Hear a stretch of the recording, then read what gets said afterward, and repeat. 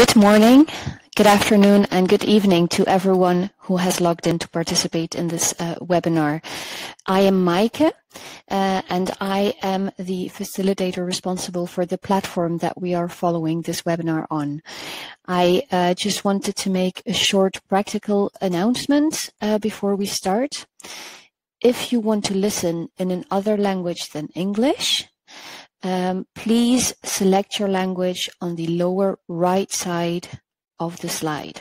There is a drop-down menu and you can choose from French and Spanish.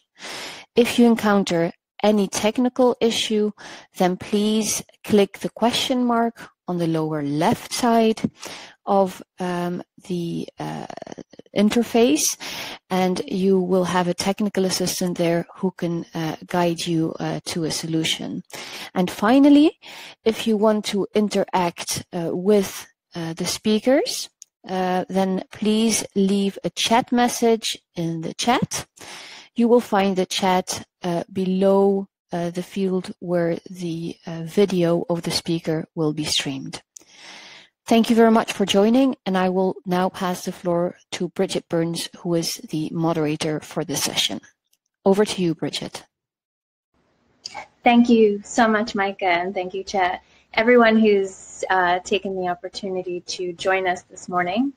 My name is Bridget Burns. For anyone who doesn't know me, I am the co-director of the Women's Environment and Development Organization and one of the coordinators of this program alongside both ends as a member of the Global Alliance for Green and Gender Action, which is focused on how do we create action at the intersection of women's rights and climate finance.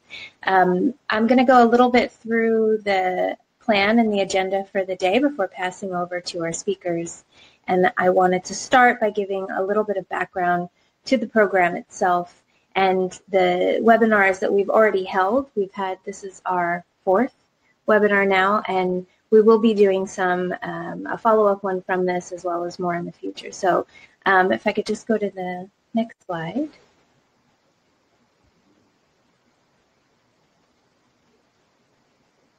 Perfect.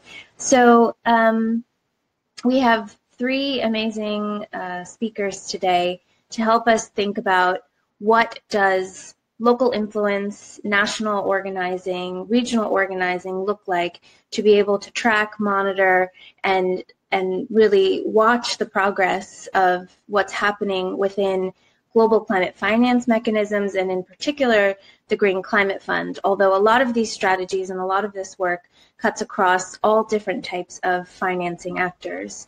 We have Titi Sontoro, who is from AXI, for Gender, Social, and Ecological Justice, who's going to be talking about strategies of the local to influence the global.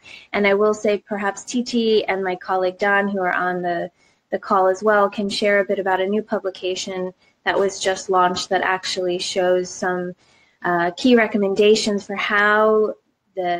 what are the key strategies, what are the priorities for investing in and supporting local action and local actors to be able to influence climate finance processes such as the GCF. Then we have Julius Karanja from the Pan-African Climate Justice Alliance, or PACJA, who's going to be talking about what the work that's being done in terms of CSO readiness to the GCF in Africa. There's a lot of conversation in the Green Climate Fund about readiness processes, readiness to get countries ready to accept funding, to build their capacity to do programming, but there's also importance for civil society and local actors to be given capacity and readiness and to set up networks and structures, not only, I think at a minimum, but not only to play the really important role of watchdogging and making sure that the projects and proposals being put forward at these spaces are reflective of the needs and perspectives of people and communities, but at a deeper level to really try to change systemically what work is being put forward, what projects are being put forward. And then finally, we have Andrea Rodriguez Asuna from the Fundación Avina, who's going to talk about national action from, I think, different perspectives, from both what it looks like as civil society, but also when working within an accredited entity now. So If I can go to the next slide, I just wanted to share and remind you of the webinars that we have had prior to this.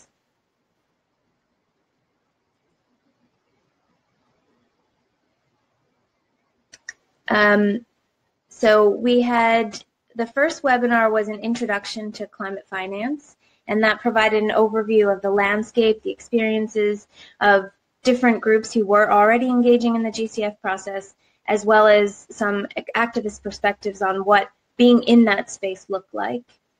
In the second webinar, we delved a bit deeper into the gender mainstreaming that's happening across the global climate finance mechanisms, not only in the GCF, although we did a deep dive on the Green Climate Fund, but also across other mechanisms like the Climate Investment Funds, the Adaptation Fund, the Global Environment Facility, for example.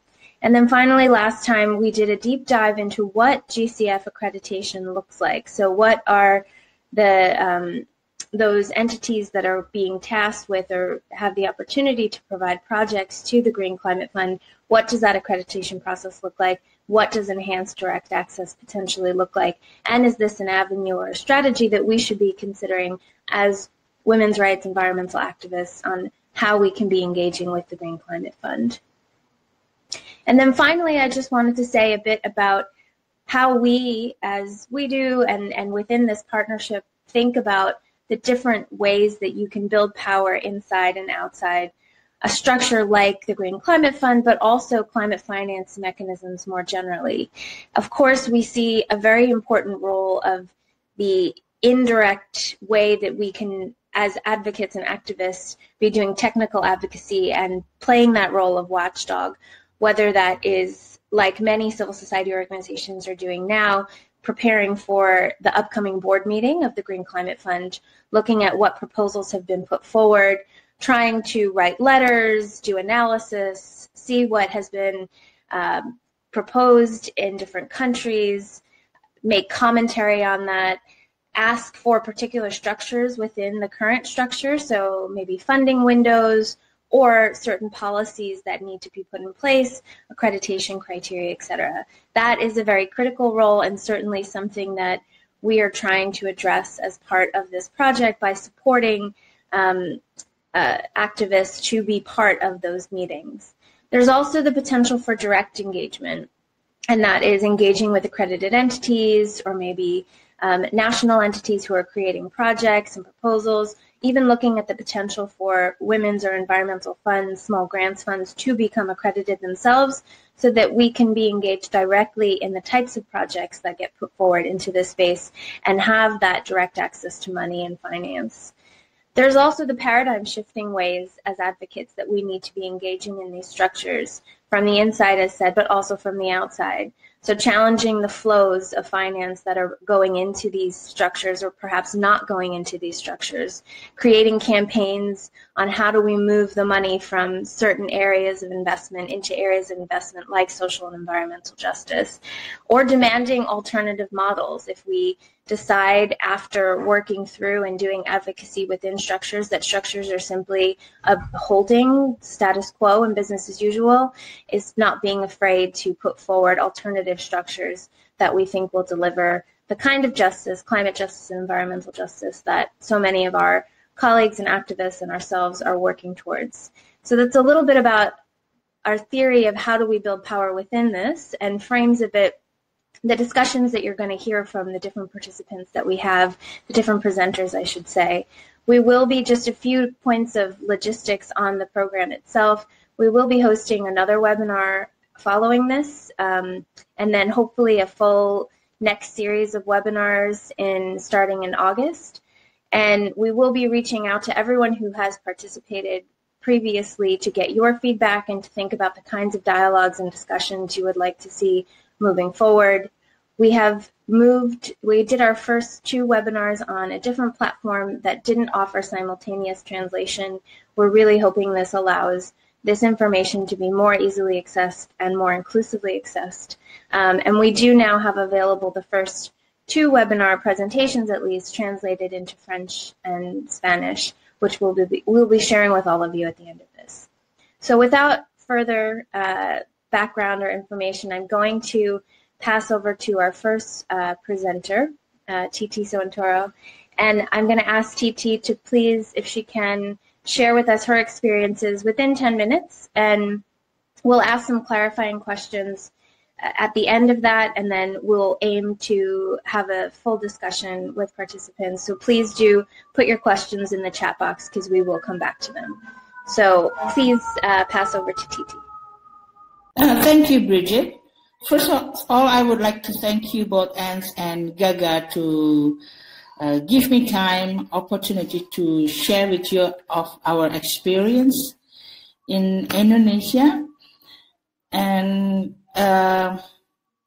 before I start, I would like to inform you that tonight, this evening is the evening before the Eid, the last day of Ramadan, and tomorrow will be the celebration of Eid. Therefore, there's a lot of firecrackers, sounds from the mosque, and my dogs will howl because they're also scared to hear the firecrackers. So I hope you will understand if my background is too loud when you hear it. So I just want to give you an overview about the strategy that we use. But if we build strategies for particular purposes, there are three items or there are three aspects that we need to consider, which is what we expect to be changed, and what will be the strategies used and how we define the strategy, and what needed to support the strategies. The expected change is particularly the difficult one for us because there's a lot of questions, and it's really site-specific, project-specific, or policy-specific. If you talk about projects, then the discussion will be with the villagers, for example, whether they want to cancel a project, whether they just want to have a compensation. So many times there are different views on this, but we need to be clear what is actually we want to achieve in our advocacy. And then how we define our strategy, how we define the policy intervention, litigation. We need also to look whether we will do campaign or mix with direct action, civil disobedience. For example, if we don't go to ballots for votings, building solidarity, and so on. And the third aspect, which is very important also, because without this, you just, you don't have the base. Like, what is the support from the villagers or from other communities if you don't give also information about their rights and why it is important that they want to change particular situations in the area. Research is needed, and there are different kinds of research, investigation, fact-finding. So if you try to convince the decision maker, you have the evidence with yourself. And we also, if we do policy review, then we need to do also policy analysis and so on. So those three aspects are really important for consideration if we are doing advocacy in our experience. So the advocacy strategies in our experience is we need to combine as much as possible that we can do, because there is no one single strategy that effective for all. Because if we do advocacy, we need to change the policy, we need to convince, we need to get sympathy and support from the public. We need to have support also from our colleagues and network. So usually we combine the strategy together, like policy intervention, campaign, direct action, people's organizing, mobilizing, and also networking. As you can see in this slide, there are various activities done for the advocacy for various issues.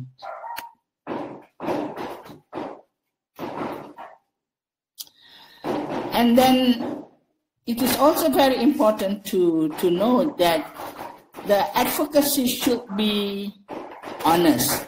Honest, it means with no manipulation in data or stories. It's really evidence-based, because once people find out that you do manipulation in your data or stories to get more sympathy, then nobody will trust you. If no one trusts you, then your whole set of advocacy will be failed. So important is evidence-based. We talk about what is happening, and then in a correct way. You can do, for example, from fact-finding mission, as I given examples here from the Mekong Watch. They send email to the World Bank and ADB to describe particular situations based on their fact-finding missions. Or other examples, we are doing collections of experience of women with climate projects, which is part of this good projects, and part of them is bad projects. And we can also take examples from media, interview, and so on. So, but important is when you provide the information, if you submit the information to the decision makers, then it should be based on the evidence, no manipulations, and the correct information. I'm waiting for it. Okay. And it's also important, to emphasize, because we are a lot in the women movements, give the women stories, the human and women stories, because it's the stories of people affected, people who suffer, people who need help for changes. Okay, there is a firecrackers on my background.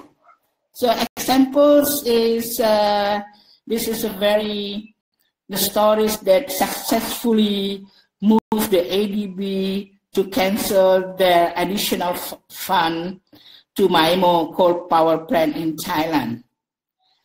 Or the story of where the women submitted 400 death certificates of the villagers because of the coal pollutions. And you can see also another stories from Cambodia. So we can use those stories to convince that how people suffered and they need change. And we can convey the stories in various places or venue, as here in the COP, or just in the meeting with the decision maker.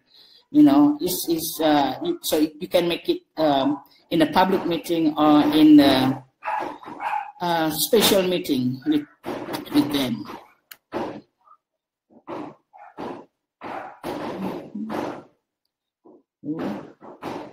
I should click it more. No. So one of the examples is our advocacy toward the regional road development projects in Indonesia. You will see that we use all possible strategy. Like first we do project document monitoring. So we see the development of the documents of the projects on the pipeline and when it moves to the preparations. We do field visit, we talk to the villagers, whether they know about the projects and so on. And then we analyze the whole safeguard, whether it is whether it's met or not. And then explain on the rights of the people, rights to information, right to good livelihood, and etc. We also do networking and get information from other networks.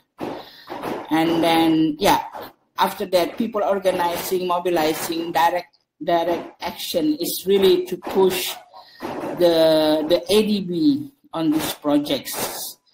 And then with all the information, the evidence, we went to the ADB, whether it is management, whether it is the board, to say that something happened with the project. The project is not clean because there's problems with violations of the safeguard, potential corruption, and there's no meaningful consultation and so on. So there was a question for me whether we have experience of successful. Success is difficult to see because sometimes your strategy is not your ultimate goal, because strategy is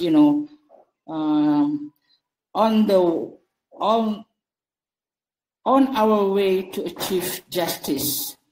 We develop various strategy, and then if we say successful, then we need to appreciate, but we need also to be cautious because the next strategy still need to be developed for the work.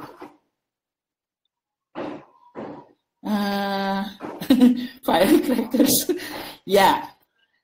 So what is the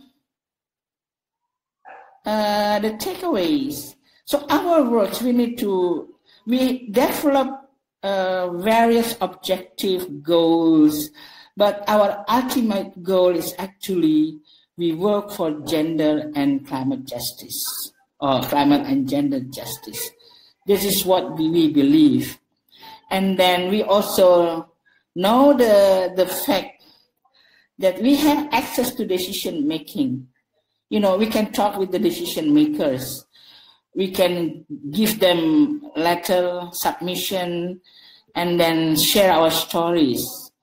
But at the end, they are the one who decide on our situations, the situations of the people. We need to be aware that we don't have control over the decision made by the governments, by the bankers, and so on.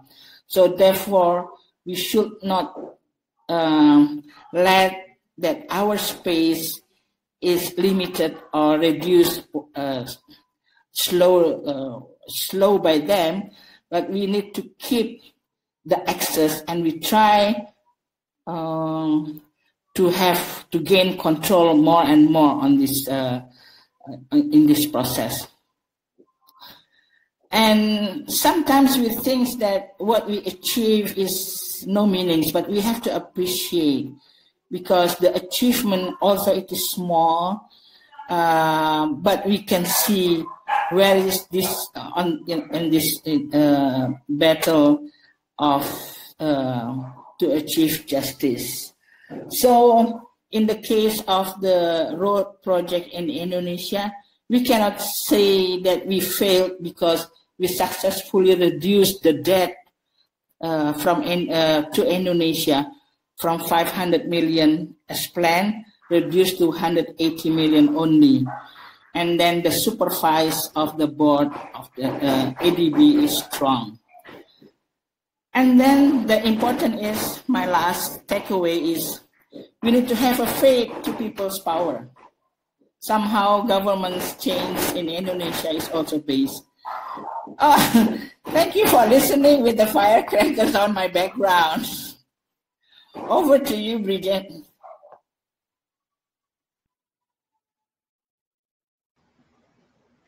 I think that was incredibly impressive, Titi, and actually speaks to the persistence that you have to always have in advocacy, even when things around you and the conditions around you might not be completely enabling, that you persist. And I took that away from what you were saying in the midst of all of the firecrackers, but also thank you for sharing the different strategies that you have used to make inroads in terms of building power and and trying to deal with different decision-making processes by being in different spaces. And I think that that's one of the key lessons that we have learned over many years, and as part of this program, that we can't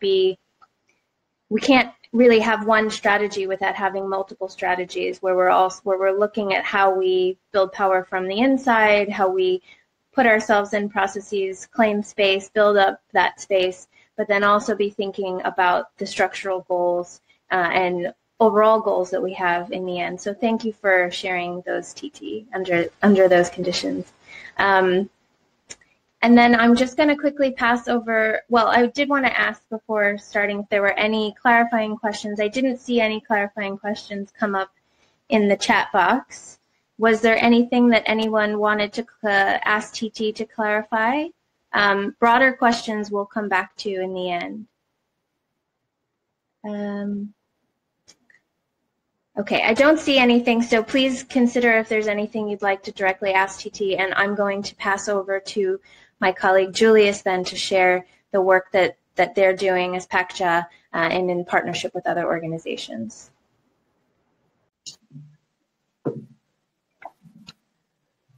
Thank you very much, Bridget, for that, and it's an honor again to be part of this presentation and this webinar. So I would ask that I have the presentation, please.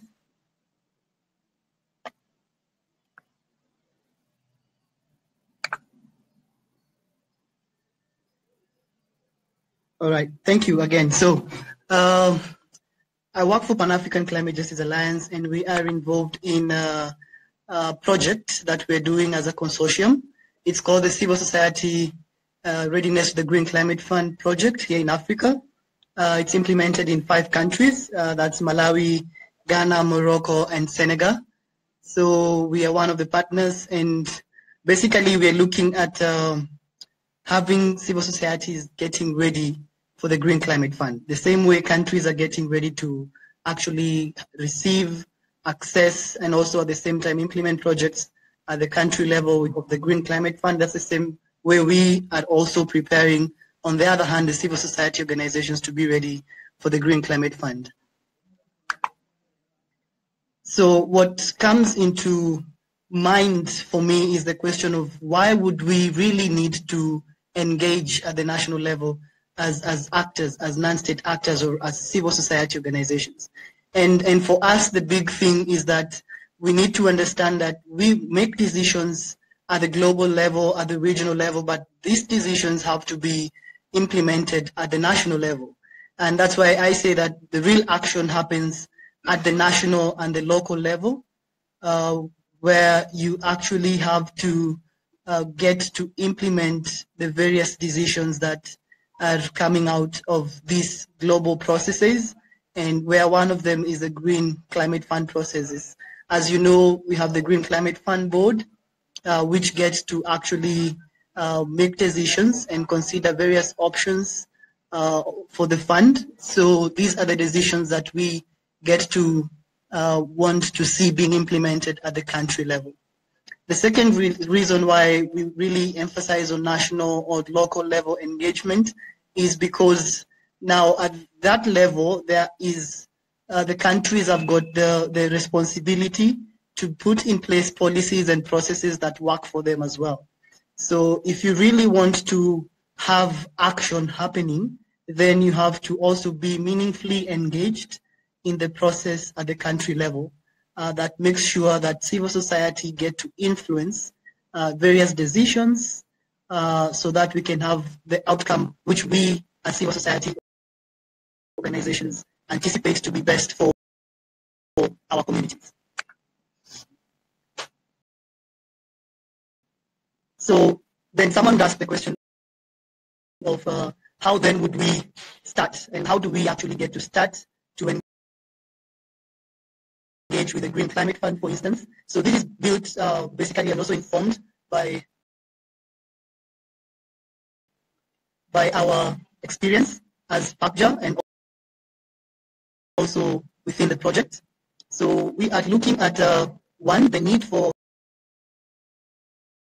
civil society organizations to really understand the Green Climate Fund and also understand the processes they are in. So the same way we have the government agencies and entities charged with the mandate to work on the Green Climate Fund at the country level.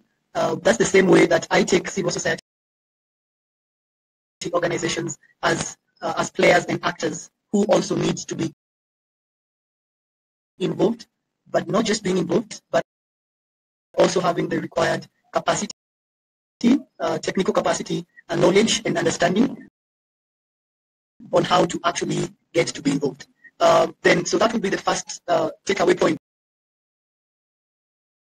in the sense that we really need to build our capacity. And what we have seen work is having peer exchanges. So whereby, for instance, civil society organizations talk amongst themselves on how to enhance engagement in the Green Climate Fund. They discuss technical aspects. I am very sorry, Julius, to interrupt you. I would like to ask you, because apparently the network got a bit worse, the internet. So if you could just switch off the video, and then we can continue listening to you without seeing you, if that is all right. We're just hoping that this will improve the quality of the sound, which is breaking up.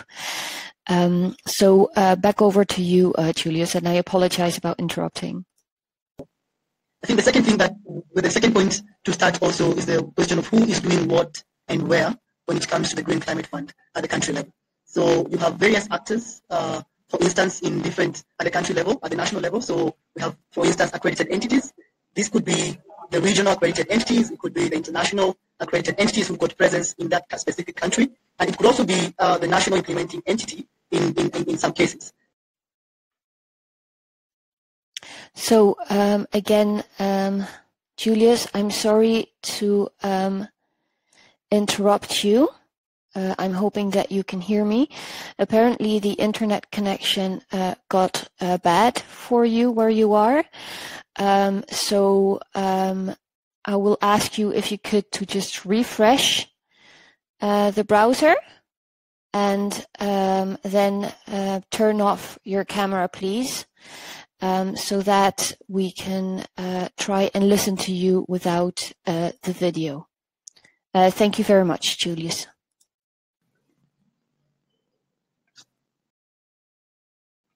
Sorry, please give me the go-ahead if I'm back. All right, thank you, Bridget. Sorry about the sound. Allow me to pick up from where I was, as I also turn off.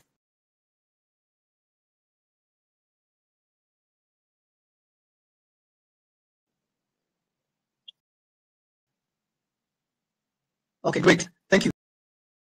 Sorry for that technical hitch. So, as I was saying, then the second thing would be getting to know who's doing what in which country. So we have different entities at the country level, and one of them, as I said, is the accredited entities.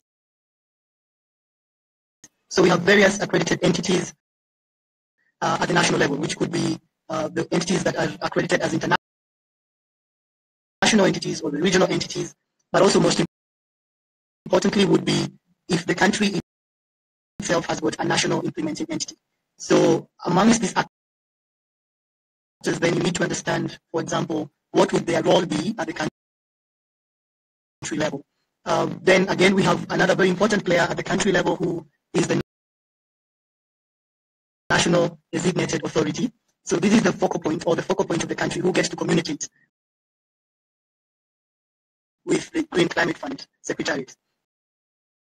Then after you've been able to map out, what you come to learn is that you don't just map, but you also come out with that strategy to engage the different actors at the country level, and you're engaging them at the same time. So you have a strategy that allows you to spread across, that will also give you the leverage of knowing what is happening at what level within that country. So it's really important for us to maximize on the various engagement levels at the country level. But also it would be important for us to make our engagement formal as civil society organizations, as women group, as various groups at the country level. So when we get to formalize our projects, our engagement, then it gets to mean that we have an opportunity to be acknowledged, for example, and co-opted in various committees or in various task forces of the Green Climate Fund at the country level. And also formalizing engagement gives you an upper hand in getting to understand or how to inform policies or inform various frameworks that are being developed.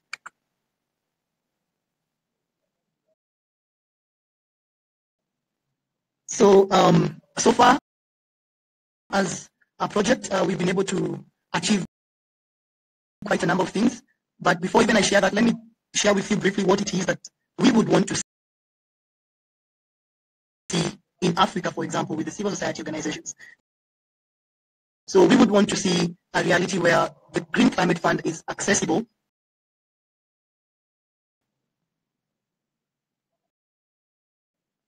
so hopefully that you can hear me. So we would want to see a reality where the Green Climate Fund is actually accessible to communities at the country, at the local level. Then also we would want to see that the working of the GCF is actually streamlined to the point that we civil society organizations provide solutions at the country level. In Africa, as you may be aware, there is a lot of struggle in really getting to understand how we can actually get to inform and also be part of the process, not only from stakeholders, but also from the government agencies. So we want to see an opportunity, we want to see an Africa or people whereby who actually engage with the GCF and really get to understand how to influence and inform and positively contribute to adding value to the GCF process. One of the achievements that we have as a project is that now, for instance, Kenya has been able to secure the engagement of civil society organizations in the draft GCF strategy, which Kenya has developed. That means we've been able to go through a lot of influencing and engagement to really get to find that civil society organizations are included in policy documents and in policy frameworks. So again, this work does not go away with no challenge. There's quite a number of challenges that we have faced in the project, and one of the challenges that comes out from the project is really getting to have countries understand the role of the NDA, because most of the countries get to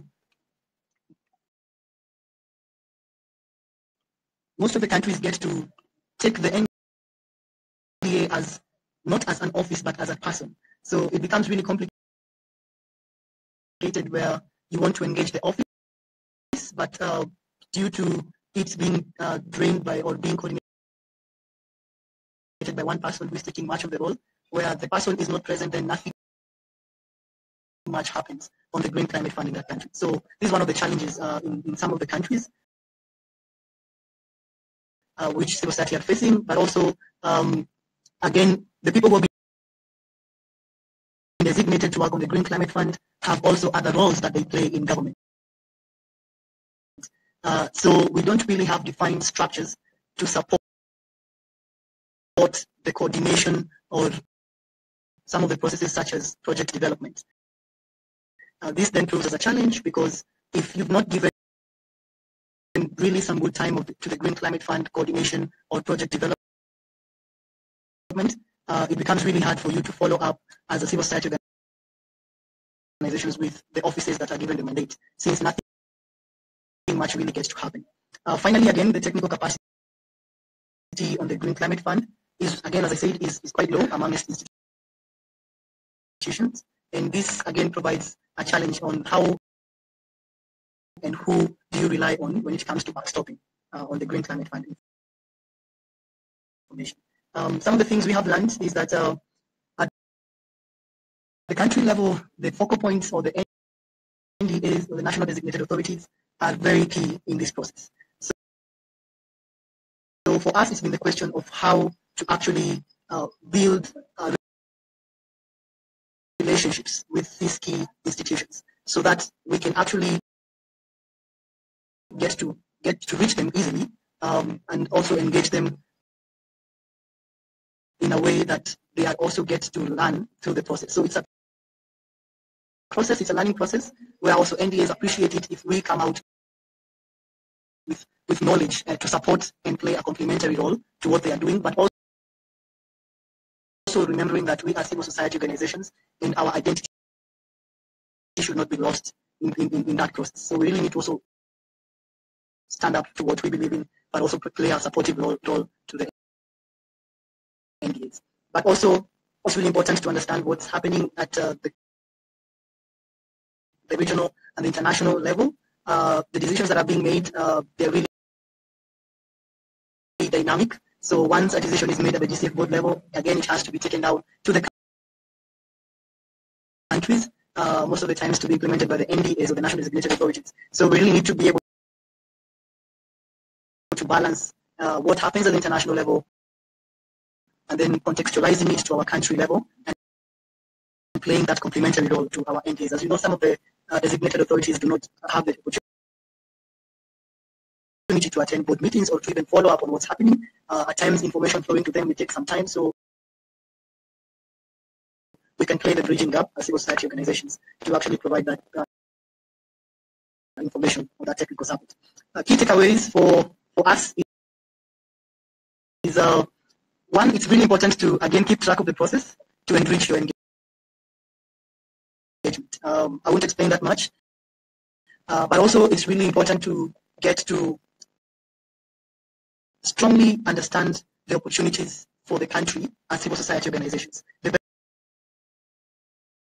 best way we understand these opportunities is for us to even know how our own country structures look like and what would be needed to actually make it easier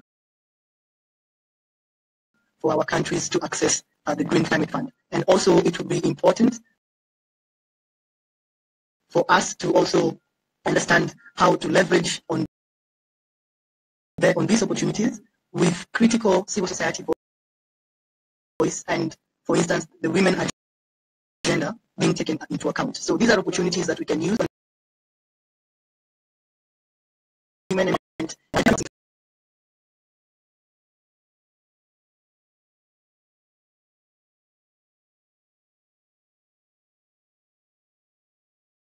again,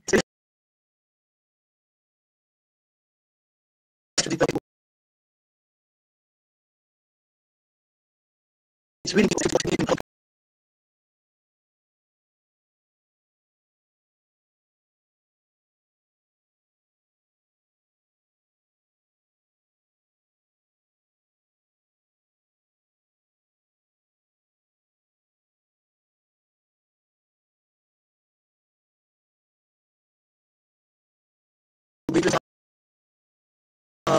We have been putting this question. This is in our women in gender.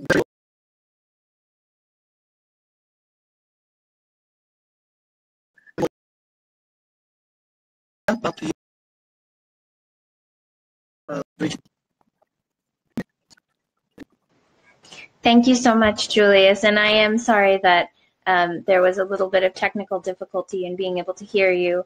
I hope that some people were able to listen in Spanish or French, where the translation was actually very clear. And I think what we might try to do, Julius, at a different time is maybe even when we see you in person, is try to record you again sharing this information in this presentation, which was excellent, so that those who are listening in English can hear you quite clearly, because you should be heard quite clearly. But thank you for sharing what you did. I certainly was able to hear you and listen to what you had to say, and I think particularly the information that you've shared and the work that you are doing to set up structures to be able to understand how to link to, for example, country NDAs, understand what that process looks like and how civil society can and should be engaged. That is certainly also one of the goals of the feedback channels that the GCF gender monitors that are participating as part of the We Do in Both Ends project are also looking at and trying to do. We've had some good questions from particularly a youth network the Caribbean, Trinidad and Tobago Rural Women's Network, thinking and asking questions about how to get engaged with the Green Climate Fund. So one of the things, I know, Julius, you have to run and might not be able to stay to the end of the webinar. I want to come back at the end after we have heard from Andrea to ask if there are any key recommendations that you would have for a civil society organization or a network that's just starting to think about engaging on issues of climate finance, or perhaps maybe wants to get engaged in the Green Climate Fund. So, Julius, I see that you can't respond and cannot hear. So if someone wants to type a question to Julius about any recommendations he would have for an organization just starting to get engaged in climate finance or the GCF, so that he could answer that, either Dan or perhaps Tara could write that up. And while we do that, and Julius will, I think, respond then in the chat box, I'm going to ask and pass over to Andrea to give us the next presentation. Excellent, thank you. Hi everyone, I hope you can hear me and you can see me. I'm Andrea Rodriguez. I work at Fundación Avina. I'm based in Mexico City, but this presentation today is going to be focused not only on my experience working in Fundación Avina, but also from my previous and former experience working as an active observer at the civil society and engage with the policy work, but at the same time with some of the national work that we've done throughout Latin America. So I'm just waiting for my presentation to be on my screen, and I will start. I don't see it yet.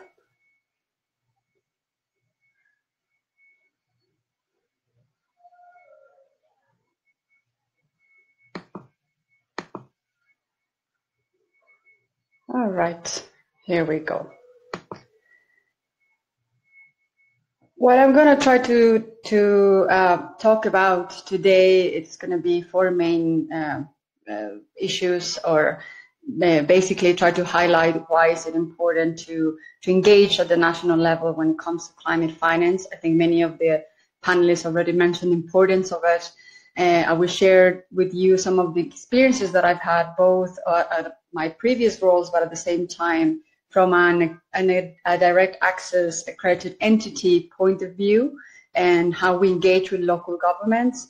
What are some of the challenges that I've came across, working on this matter, and some of the opportunities that we may have, especially for those who are interested in engaging with climate finance. The first thing to mention, and before I go into the topic, let me just go back and just give you a briefly description or information about who we are in Fundación Avina. We're a Latin American foundation that was created in 1994 that is looking to produce large-scale changes that are important for sustainable development, but in a very collaborative manner. And the first thing to say is that when we talk about large scale, I don't mean large scale in size, but particularly in transformational, in impact, and how we can engage a number of actors and stakeholders when it comes to design solutions.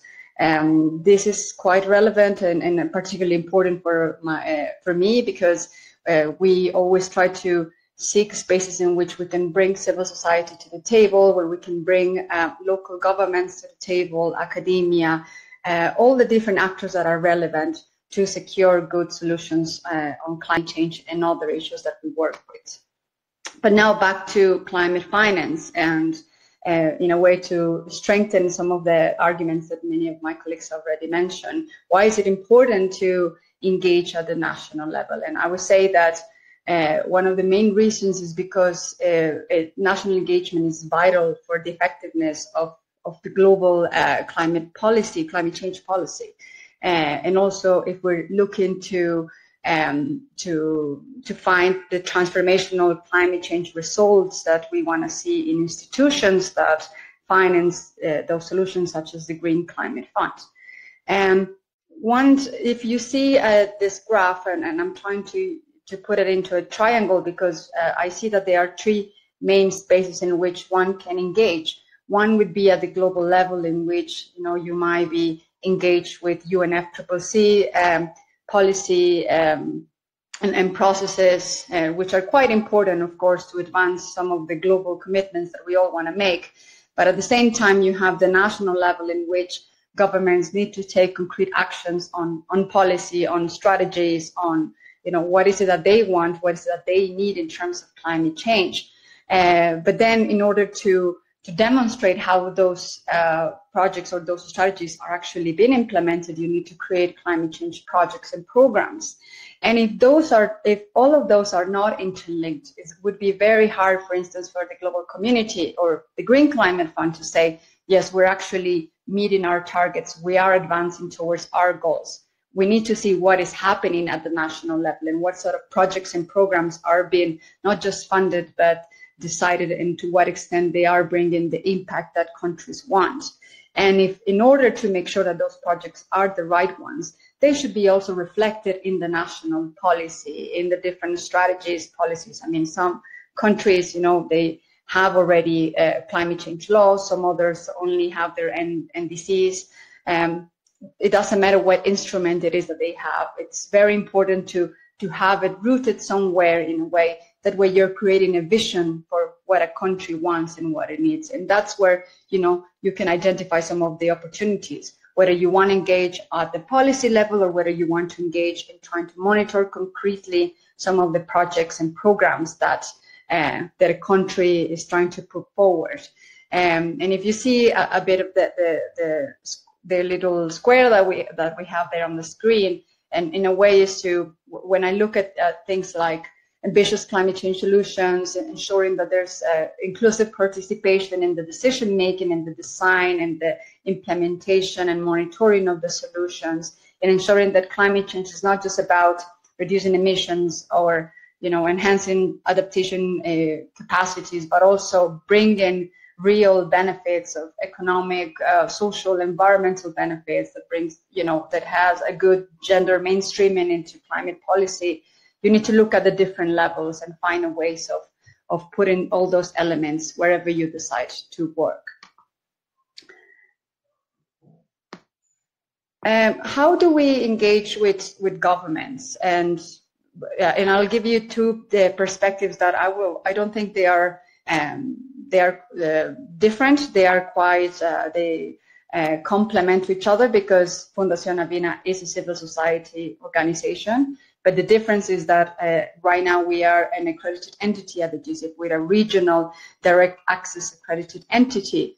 And as a regional direct access entity, our job is to design projects and programs for adaptation and mitigation. Among our roles, it has been also to support readiness processes for government. So we are particularly trying to bring local governments into the climate change discussion. So it's not just central government deciding what needs to be done, but how you can integrate other parts of the governments to play an important role in the implementation, for example, of the NDCs. But on that part, of course, then we have a particular mandate to help the governments that we want to support in bringing forward projects. On my previous experience, and that's where we would mention, we support the design, development, and implementation of climate change solutions. However, on previous roles and in a way where I see that there are opportunities to engage with governments is particularly one, yes, on the design of climate policy. There's a lot of work that needs to be done when it comes to setting frameworks on how you want a particular issue to move forward. But for that to happen, it's quite important to have a proactive engagement. We've seen often that governments do have, especially in developing countries, they have limited capacities when it comes to time, technical capacity, resources, and many times we expect them to give us the information that we want, that we want them to bring us to the table, to give us a space for being part of the decision-making process. But we also notice that if we expect them to take the active role, those things are not going to happen. So it's quite important, to take a proactive role and see, where there's an opportunity for engagement with them. In previous roles, for example, I was often discussing with governments, engaging with the Green Climate Fund to see if I could help them, providing information in Spanish on the Green Climate Fund, which is a task that perhaps an NDA should be doing in every country, but we knew that NDAs weren't ready and didn't have the capacity to do such work. And even until the day, some of them don't have and are not doing that type of work. So it was a way of trying, to first, yes, facilitate the work, but at the same time, taking the lead on some of the activities where we see that, it's possible for us to do it. Early engagement and timing is quite important, especially if you think about monitoring projects and programs. Often we've seen that once a project is already designed and is already, evaluated and is just ready to be approved by the board, then it's very difficult to try to change some of the features of a project, and especially if we're trying to include or strengthen some of the elements that civil society wants to see in a project, such as stakeholder participation, a good gender assessment, better environmental protection, and so on, human rights protection. It's always a matter of timing. And I know that this is part of some of the challenges, because it's very difficult to know sometimes whether a country is actually working or developing a project proposal. Even for us as an accredited entity, sometimes we don't know how, in what stage governments are when it comes to project design. However, the more you can find out and engage with the government and see, what stage a project is on and what opportunities there are for engaging in the design of that project, it's definitely recommendable. Another recommendation is understanding the needs, capacities, and limitations of a particular country. We've seen quite often in Latin America that many countries do lack a lot of technical capacity, time, and resources. I mean, sometimes you have one person, dealing with a number of issues, dealing with a number of even, mechanisms, financial mechanisms, portfolios. So then it becomes much harder for that person to be able to give attention to other civil society actors as well. And also, quite importantly, is to provide concrete support for different initiatives. So where is it that you want to support a government? Is it on a policy matter? Is it on, giving a technical assessment for a particular issue that wants to be included in a project design, for example? So it's quite good to be not just proactive, but, stating where your support can go. Now, some of the challenges, and I've divided this into challenges that you may find when it comes to policy, and some of the challenges that we found when it comes to project and program design. When it comes to policy, one of the main challenges that we always talk with civil society at the GCF is always, access to information. It is quite difficult to be able to define the right strategy or any strategy if you don't know what's happening. And that's something that, the GCF I think has done a lot of progress in terms of ensuring that information is made available a little bit before the board meetings, for example, but sometimes it's not enough. So that's a challenge, and there's always, in some countries you may have some mechanisms to request for information, but it's one of the things that we need to continue working on, to improve. Then, as I was mentioning, timing is key. It's always good to find when is the right time to make a case about a particular issue. Sometimes if you want to ensure that a component that is lacking on a project needs to be included, then you need to try to do it while the project is designed. Then identifying the right actors is essential. And this has to do with the capacities and the share of divisions and responsibilities that different authorities may have in a country. Who's the right person? Who's going to actually take into account, the voice or the message that you want them to, or you want to send them to? Sometimes we go to for example, the NDAs, but the NDAs are not actually the people designing the projects. They are the people that might just tell you whether a project idea is sufficiently good enough for them or not, and whether they're going to give them their support. But perhaps you might need to go to the environment ministry and find the people that are behind, the design of projects, and they are the ones that would require to be influenced, or they might need some support, and so on. So it's quite important to understand, the different roles and responsibilities. And when it comes to project design, it's also, and this comes a lot from our experience right now in designing projects and programs, is to say that project design is time consuming, absolutely. And of course, the bigger an institution is, perhaps the more capacity and more resources that they might have. But for smaller entities, it requires a lot of time, and capacities are often limited. And when I'm talking about capacities, it's not just about climate change, but also to ensure that we can bring this cross-cutting and the cross-cutting approach to issues. When we talk about the GCF, it's not about just adaptation or mitigation, but how can we ensure we have a good gender assessment when it comes to project design? How do we ensure that the project is in line with human rights, that is bringing real and good sustainable development co-benefits? And it's very difficult that you would find an institution that might have it all, and that would devote an entire team to have this vision on how a project should look like, including all the different components. So yes, capacities can be limited, and that's one big challenge that we see in many institutions.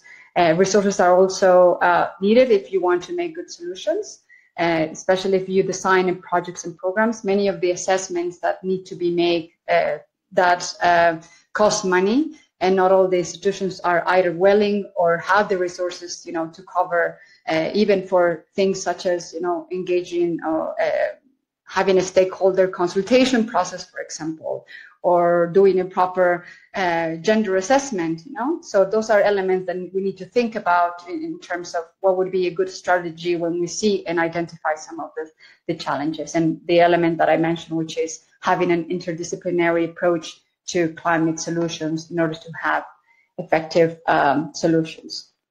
So finally, and the opportunities where I would see that you can add value, and we all can add value in this work, is first of all the importance that climate change is such a big issue, and it includes so many components. So you can have the opportunity to raise a number of issues that are not often visible, because, as we mentioned, sometimes the people who are behind this designing projects and programs don't have that the capacity to look into a cross-cutting, to have a cross-cutting approach on what would be the best solution. So if there are issues that are not visible for them, there's an opportunity, to raise some of the issues. There's also an opportunity to make better climate policies and better projects. The more engaged you can be in the design and the implementation and the monitoring and bringing some of the issues forward, the better it would be for the outcome of those policies and projects. It also helps to strengthen capacities among stakeholders and institutions at the national level. And Julius talked about what they're doing in Africa, but if we think about one of the main challenges that we have, at least in Latin America, if we think about our institutions, our governments, is always not having enough capacity to deal with all the issues that we face. So if we can contribute to strengthen, to those capacities, is always a plus. And lastly, I would say one of the main opportunities that we see as Fundación Adina is the opportunity to build trust and foster relationships that can facilitate this collective action, a collective action that includes the most important stakeholders and that would bring the solutions that we seek when it comes to climate change. And with that, I want to thank you for listening to my presentation, and I'm happy to answer to any of your questions. Thank you, Andrea. And I think it's really helpful and interesting to see the same recommendations connecting across different regions that really kind of at the heart get to the importance of understanding any country context and analysis of the situational analysis of what do finance flows look like in this context? How do we get to know the right actors? I thought it was really interesting, the recommendations that you've made in relation to how to engage with governments. And I know that as a strategy, this is often different for different groups and in different countries of the strategies you can use to engage with governments depending on the context and where you're from. But I do know that often the strategy of playing that technical role of support, being able to provide resources and tools and to be a feedback to the government who might not have access to certain tools or resources can help build trust and can help create relationships to do innovative things together with civil society. It's one of the main recommendations I know that I made to a group of parliamentarians that I was speaking to a few weeks ago, is the incredible opportunity that there is in the context of climate finance to engage in innovative partnerships with local women-led, gender-just organizations, for example, to think about what kinds of solutions to climate could be created in a different way that could be brought forward, and perhaps to create these opportunities for enhancing financial flows in a different direction. And I think that one of the main questions that has been asked here, and Julius has provided an answer which I'm going to read out, and then I think that it's a good question to start a dialogue session with now around what are the tips, what are the practical tips in terms of if you're a network like our colleague Gia from the Rural Women Network in the Caribbean, who is thinking about engaging in climate finance, or particularly the GCF, what the first step might be. And I think it's important that to provide both what we've done here, which is a broader context of the different strategies that have been used, but also what are the practical tips in terms of how to initially get engaged. And I know for Julius, his answer was that it's important to understand how the national GCF process works, how far the country has gone in Green Climate Fund work, the structures, if any, have been put in place, such as the National Designated Authority, is it present or not? All of this information can be found on the GCF website, but there's also a lot of civil society groups that have been working to provide tools to actors, civil society, local actors, to make recommendations on the key next steps they can take, how they find this information. I think one of the other points that you made, Andrea, is that even when you do understand the context of how the process should work, it's also important to understand where the decision making is actually happening, in which ministry, or is it an accredited entity, who is designing these projects. If they do have the capacity for stakeholder engagement, who are they engaging? And if they don't, what is the strategy to make sure that that particular stakeholders or groups are engaged? And then I know that in particular, Don had asked Julius, for the work that's being done in Africa, how would we get in touch and how do you start getting engaged? And Julius quite kindly put his email and said an email is enough. And there's certainly other structures which we can come back to that are simple in terms of mailing lists and groups if people are looking for very practical initial entry points. But I think it's a good question to open up to Andrea and Titi. If one of you would like to come in, I think you can just raise your hand if either one of you would like to come in first, or maybe we'll just pass over to Titi to make it easier.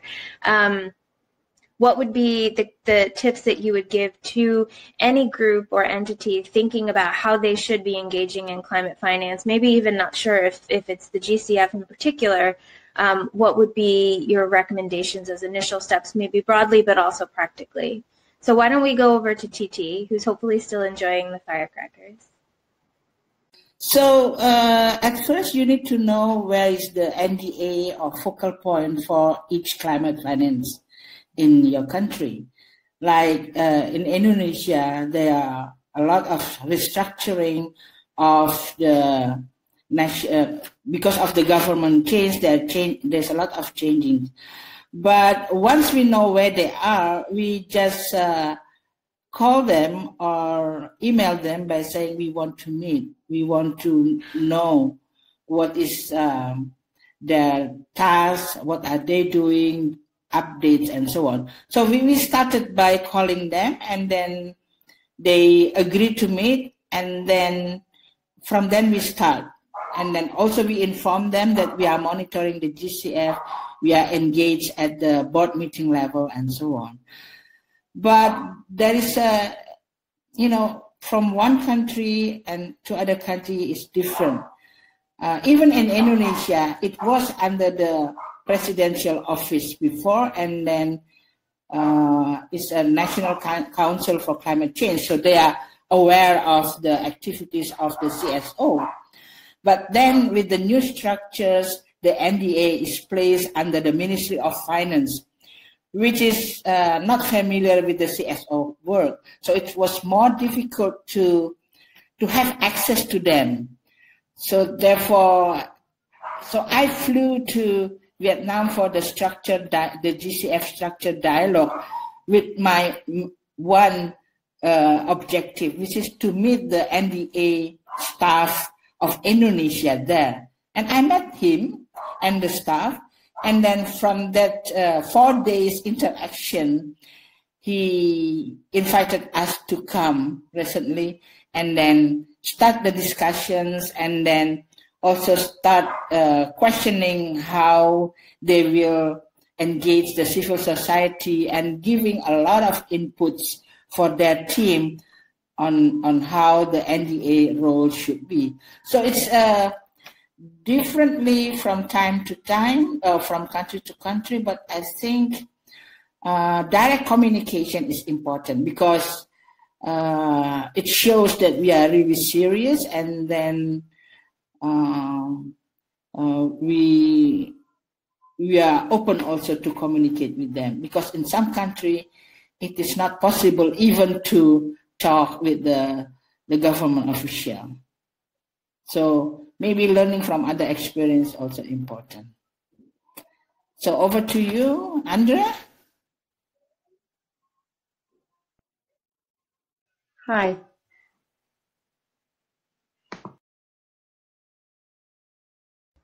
And maybe just one other question back to both of you, just for a final kind of comment before we go over again some of the other ways that we'll reach out to everyone who's been part of this call to stay engaged. There's often, when we first started the webinar, we talked about the different levels of engagement and the need to do really deep analysis and work on each of those levels. One of which is if we do approach and try to build power within a space, how do you do the technical advocacy? How do you create the networks? And I think that's a lot of what we've been talking about here. How do we make sure that as civil society, we're in the right spaces as local actors to connect with those decision makers, and also to connect with the overall process, to be able to monitor implementation, to look at projects, to put forward policies that should be put in place. A lot of which is in this context of being a watchdog, and some Andrea, you kind of touched upon this as well, but what do you have one or two recommendations, or do you think that there is really going to be a role or a space or a possibility for local actors to play more of a role in actually designing or coming up with ideas for how these funds are used, as opposed to being strong and building up a really coordinated network for monitoring implementation, actually being in the design phase or being part of that innovative process. Is there anything about the Green Climate Fund that makes that more possible in your mind? Are there any tips that you have for how we can also make sure we're focusing on being engaged in actually thinking about what gets funded at the Green Climate Fund? Maybe I'll pass over to Andrea and then I'll pass to TT. And also, if you just want to say any closing remarks, please go ahead. Just over to TT to follow up with that, or any last comments. I mean, our strategy is to do outreach to the CSO for advocacy purposes, but also outreach to local grant makers. It is an organization or foundations that provide projects funding for community-based activities. So then both sides, after that, then it's trigger more need for information, and then we inform that them also about NDA, and then we set up a network based on the outreach activities for advocacy and also for strengthening local access to the Indonesian NDA and also for the GCF. And then we also introduce ourselves, as I informed before, to the NDA by saying we are the network that work on the GCF, because usually they only know about the consultants from outside. So there's a lot of work, because if we say that the NDA should do the outreach, they don't know how to do the outreach. It's limited to call representative of the bankers in the big city, but not to reach out to the community groups that work really needs the funds, or groups that work on channeling finance for climate. So that's what's some of our strategy that we are doing. And then the last comment is this advocacy on climate finance is not an easy work. It's time consuming also, costly because of the meetings, and then time consuming because we have to do a lot of communication and also studies the policy project and so on. But we have to do it, because particularly strengthening the local engagement at the national level. Because we need to remember the money, if it is about GCF, is actually for our people who are suffered, affected by the climate change. So we need to secure that the money is really for them, not for other purposes or for profit for other institutions which is not affected but really get benefit from that. So keeping that in mind, we say also it's difficult, this and this, but we have to do it. So over to you, Bridget.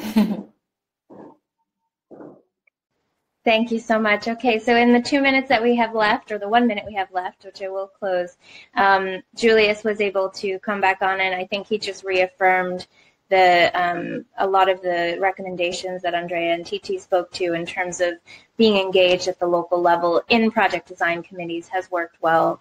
I think that Andrea had some very good recommendations about also looking at which countries are going through country programming, and that there might be different levels of entry points to get engaged. And then, I think TT's final remark in terms of remembering why we're doing this, even though it is a lot of work, and often I think as advocates and activists who are, I think, trying to create systemic change, it can feel quite difficult to be spending lots of time, energy, and money and space engaging in processes that maybe feel at times like they're upholding systems that we are trying to challenge and change.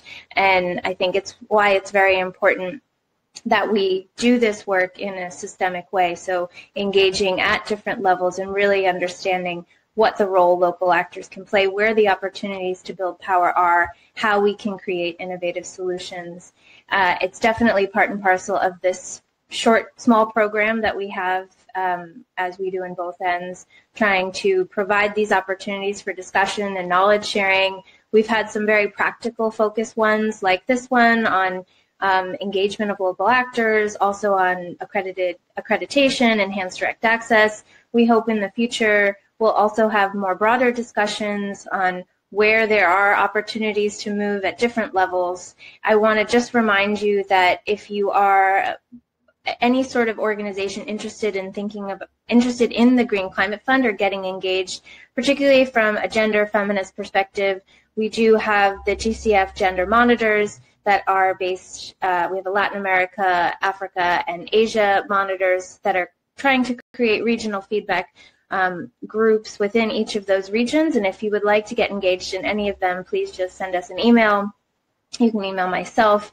We will send out after this call, after this webinar, we'll send you the links to the videos in French and Spanish and English. You'll have copies of the presentations as well as copies of all the previous presentations. And we'll also share some resources that have been created across the last few years, both resources about how to engage as a CSO in the GCF, the new publication that I just mentioned about the 6 recommendations, I believe it was 6, for engagement of local actors in the Green Climate Fund. And Neha, I didn't forget or miss your question about the potential for prioritizing local projects. I think that's the type of advocacy recommendation that might be one of the recommendations or suggestions in that publication, and certainly something we can try to reflect on in the email that we send out to you all. So I am 2 minutes over. I just want to say a huge, huge thank you to our participants who came from across multiple different time zones, and some of whom are very late and who are dealing with different technical issues, etc. So thank you all for making the time as presenters. Thank you all for making the time as participants to come and join this. We will send you those resources as soon as possible. And thank you to our translators, and thank you to Micah and everyone who helped us host this. Have a wonderful day wherever you are, and we will be in touch soon.